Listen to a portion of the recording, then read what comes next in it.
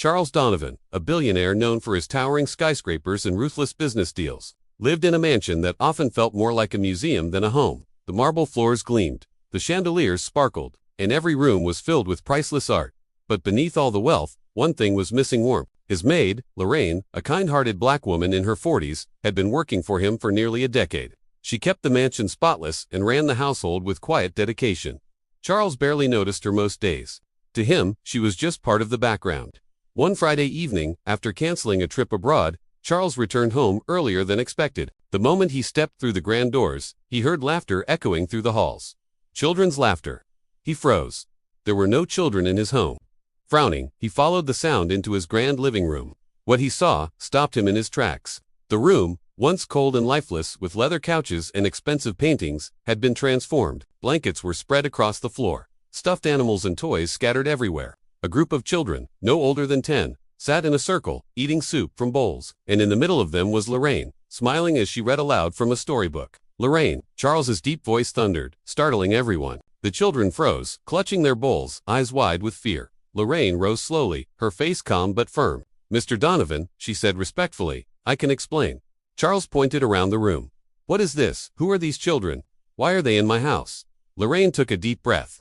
"They are orphans from the community shelter. The shelter lost funding last month, and they had nowhere else to go. I couldn't leave them on the streets, so I brought them here." Charles was speechless. He had spent millions on art, cars, and business ventures without blinking. Yet he had never once thought of the small shelter just a few blocks from his office. "You turned my living room into an orphanage?" he asked, his tone a mix of anger and disbelief. Lorraine nodded. "Into a home, sir. They needed one." The children huddled together, frightened by the billionaire's sharp voice. One little girl, her hair in messy braids, whispered, "Please don't make us leave." Charles's chest tightened. He had not felt such raw emotion in years. These were children with nothing, yet they were clinging to a maid's kindness, as if it were the most precious treasure in the world.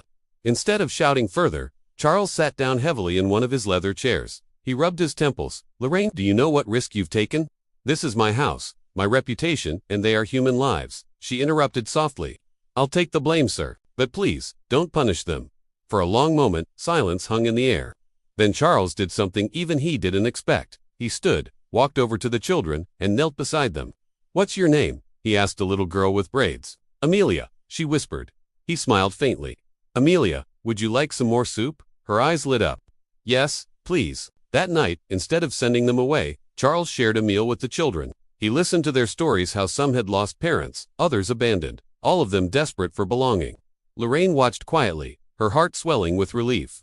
In the days that followed, Charles made a decision that shocked not only his household but the entire city. He announced he would fund the community shelter fully, expand it, and even open a foundation for orphan care. When reporters asked him what changed his mind, Charles looked at Lorraine and then at the children who now ran through his once quiet halls. "I was a billionaire with everything," he said, "but it took my maid's courage and these children's laughter to show me what I was missing." From then on, the mansion was never silent again.